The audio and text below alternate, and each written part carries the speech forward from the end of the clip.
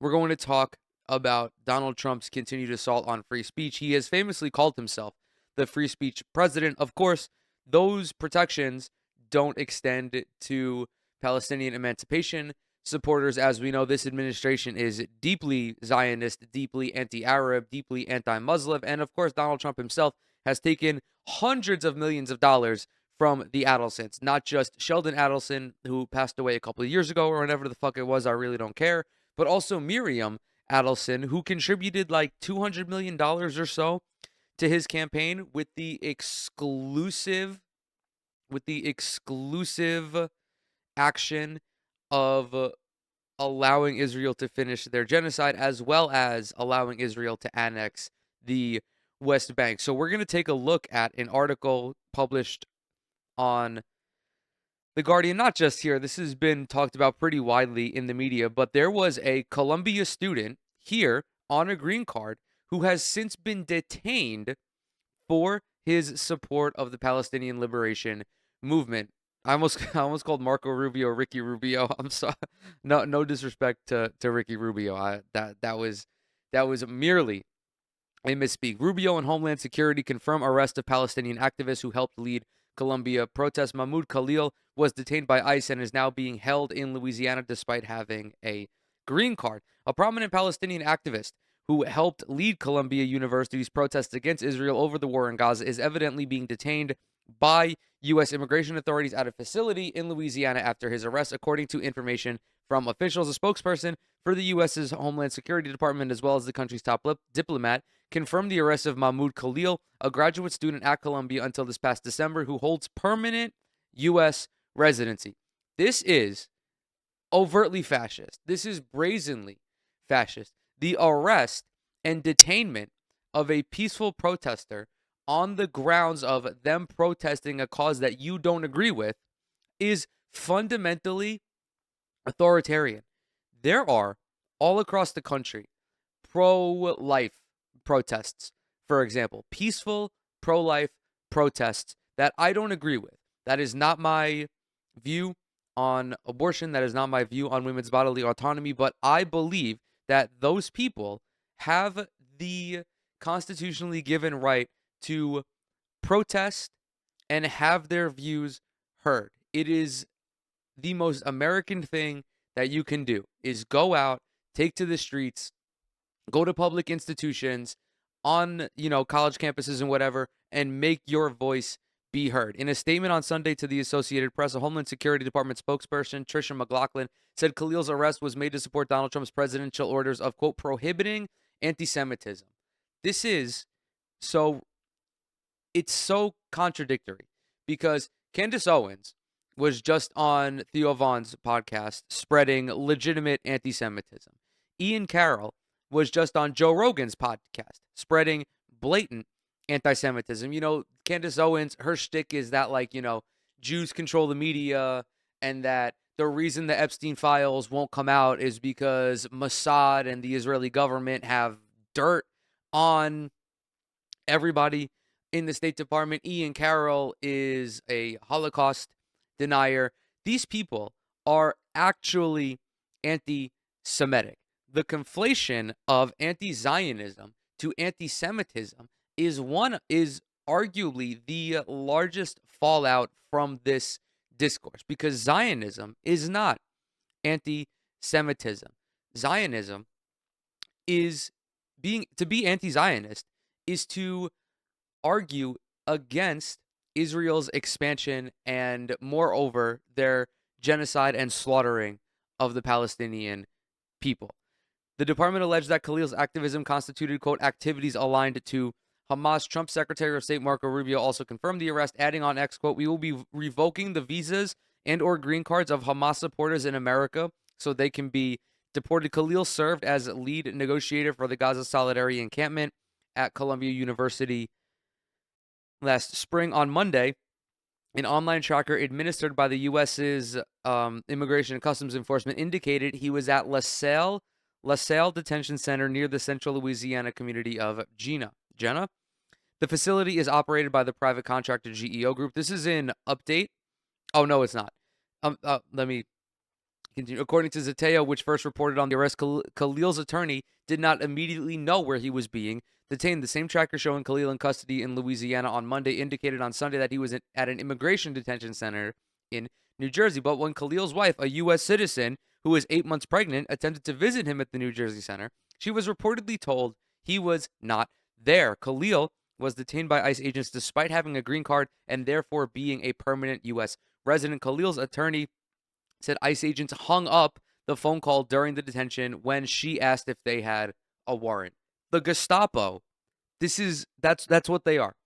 ICE is just a special police force who exists to illegally round up undocumented immigrants, and in this case, people with paperwork who are allowed to have residency in the United States.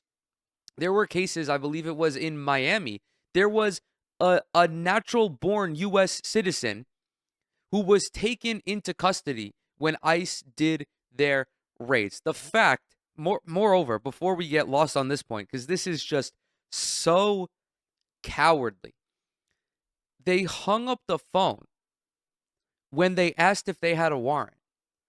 You, as a law enforcement official, and remind you, ICE is a redundant agency because we have Customs and Border Patrol. You, as a law enforcement official, need a warrant signed by a judge in order to apprehend undocumented immigrants.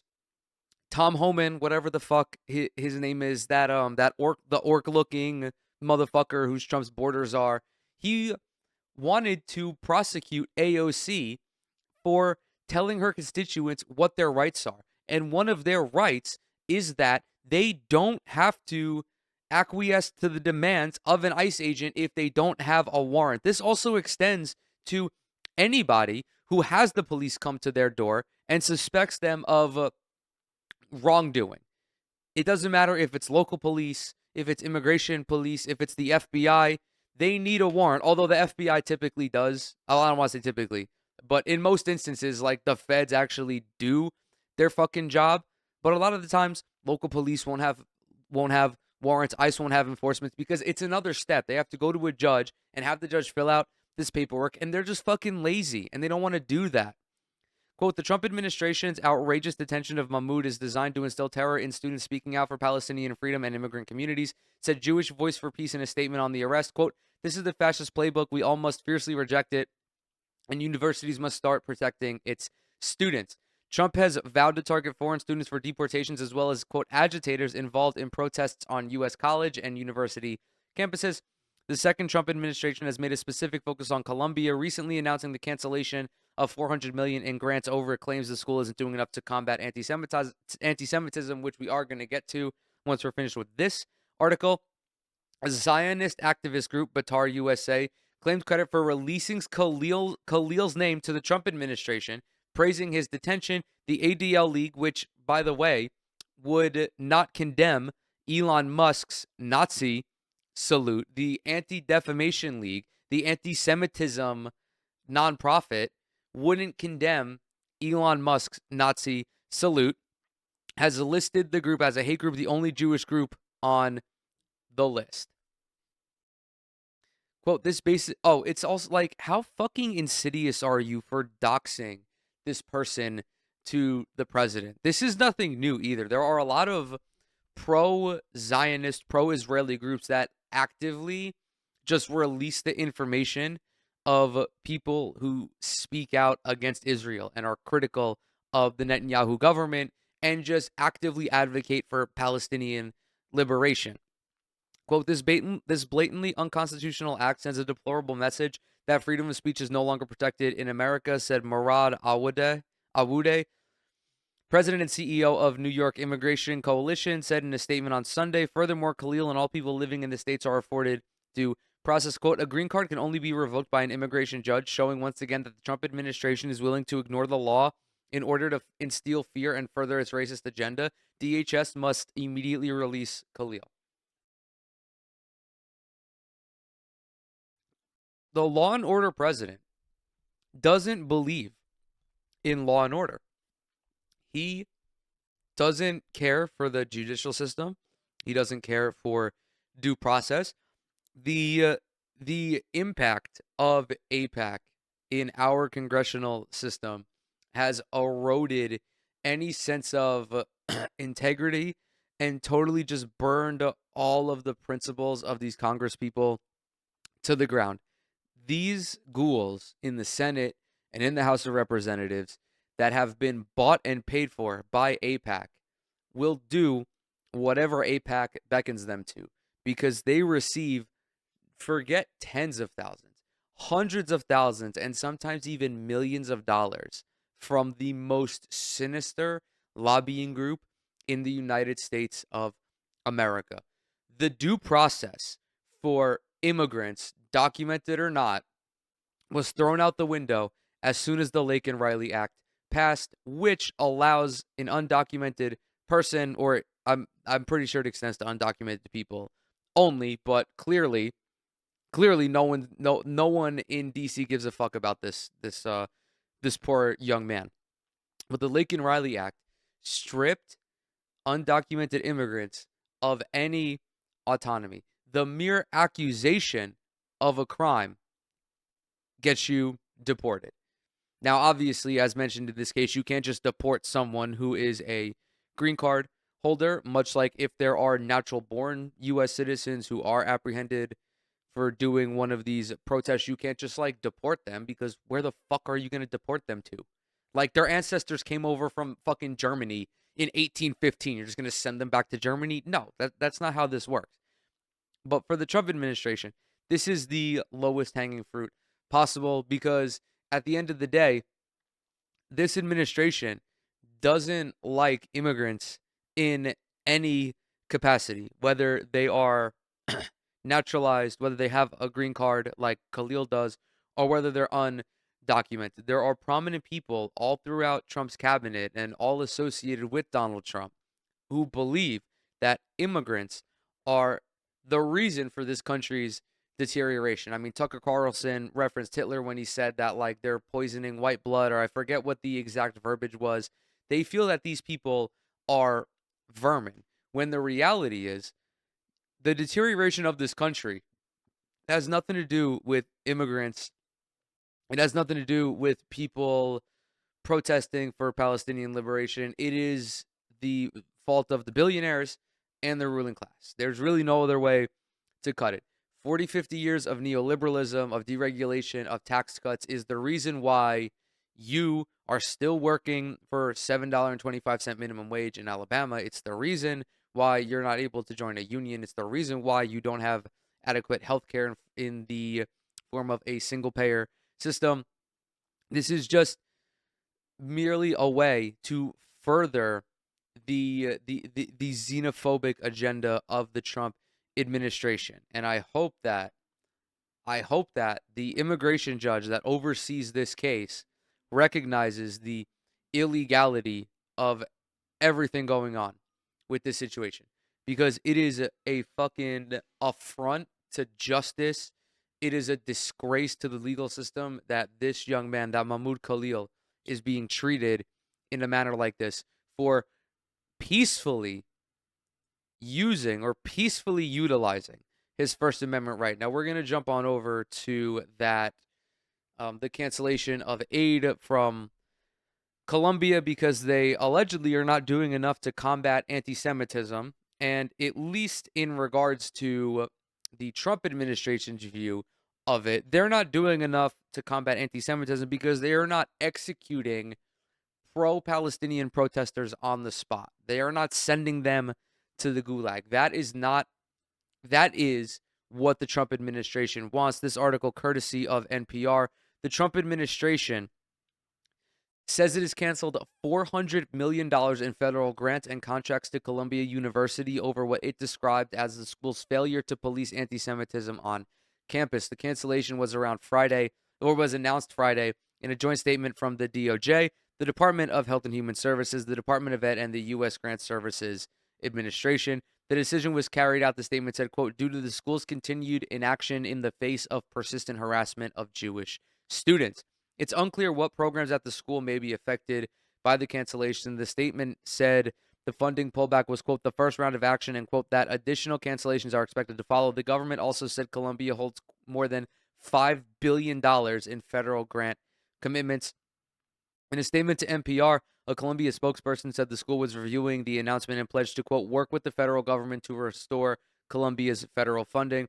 We take Colombia's legal obligations seriously and understand how serious this announcement is and are committed to combating anti-Semitism and ensuring the safety and well-being of our students, faculty, and staff. This is prescient. Well, this is like tangentially related. I can't recall if it was at Columbia, but there was a Palestinian studies teacher, professor, somewhere in New York State, and Governor Kathy Hochul basically ordered that course be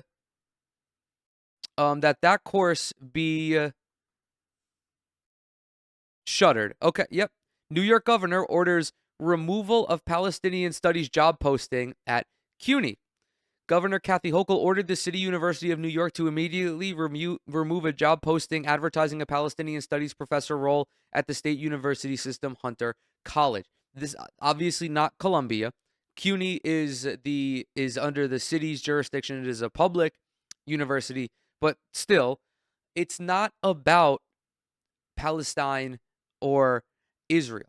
They are not doing this for any reason other than the Trump administration's warped understanding of what anti-Semitism is. Again, they do not actually care about the issue of anti-Semitism. They do not care about combating it in any way. They only work at the behest of Israel because Israel has managed to cuckold the United States, and AIPAC and the Adelsons have contributed untold amounts of money in order to get what they want.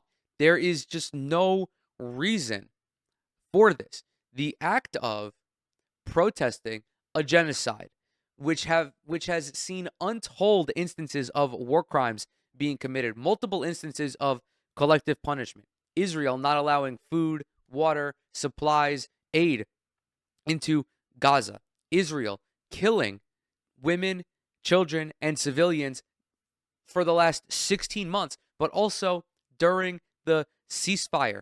Israel getting ready to drop 2,000-pound bombs on the city. Israel killing more than 100,000 Palestinians, most likely. That's not the official estimate because the Hamas Health Ministry has had all of their infrastructure demolished, so the casualty count is stuck at 48,000, but estimates say that number is undercounted by 40%. 100,000 plus Palestinians killed, 90% of which are women and children. At the start of this genocide, it was estimated that there were only 20 to 30,000 members of Hamas amongst the 2.2 million people living in Gaza. That is 1% of the total population, and yet 90% of the casualties have been women and children. We also can't forget about Israel killing aid workers, doctors, media members, anyone who dared to speak out against the atrocities that they have been committing. To protest the genocide in Gaza is to protest the Holocaust before in the 1930s. It is the same thing. You are merely positioning yourself on the right side of history. You are highlighting your moral compass because this is not a conflict. This is not a war. Any plausible deniability of that has since gone out the window with Israel's indiscriminate killings of civilians for the last 17 months. This is one of the most well-funded, one of the most technologically advanced militaries on the planet. They have the means and the training to go after individual members of Hamas. When they got Yahya Sinwar, you know how they got him? With a fucking drone. A drone that they flew into the building that he was hiding in. Do not fucking sit here and tell me that they are actively targeting Hamas exclusively. No. Netanyahu wants a greater Israel. He wants Gaza. He wants the West Bank. He wants southern Lebanon. And if in the Trump administration's eyes, if you dare speak out against that, or if you are a university that dares allow that on your campuses, you will have more consequences enacted upon you than Israel will for actively committing a genocide. And I guarantee whatever money that the Trump administration no longer gives to these universities will go straight to Netanyahu. In a statement to NPR, just kidding, I read this already. The administration's announcement marked the latest turn in the long-running fallout at Columbia over its response to campus protests sparked by the war, their words, not mine, in Gaza between Israel and Hamas. As the protests unfolded, Columbia came under heavy criticism from Republicans in Congress, as well as some Democrats, all of whom were bought by AIPAC, who said the university was failing to protect Jewish students from anti-Semitism. Many of those alleged acts of anti-Semitism were first reported by the Columbia Spectator. Last spring, the school administration publicly clashed with pro-Palestinian student demonstrators who demanded the university sell off its investments in companies that have ties to Israel.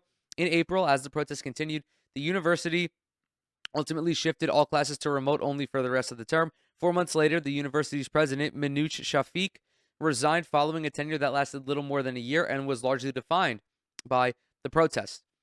President Trump has been highly critical of pro-Palestinian protests on campus. Within days of returning to office, Trump signed an executive order calling on the Justice Department to, quote, investigate and punish anti-Jewish racism in leftist, anti-American colleges and universities. Really weird that you're hyper-fixating on certain types of anti-Jewish racism. Anti-Jewish racism in leftist, anti-American colleges and universities. If you were serious about combating anti-Semitism, you would target anyone who practices anti-Semitism. Like, literally, I keep bringing up Candace Owens and Ian Carroll. Why isn't Donald Trump tweeting at Joe Rogan and blasting his ass for having on a literal anti-Semite? Why isn't Donald Trump criticizing Candace Owens, who is a literal anti-Semite? It's because there is no ideological reason behind this. It's only because he's getting money from AIPAC. It's only because he's getting money from the Adelsons. Donald Trump personally does not give a fuck about anti-Semitism. He doesn't care about combating anti-Semitism. He only cares because he's been bought to care.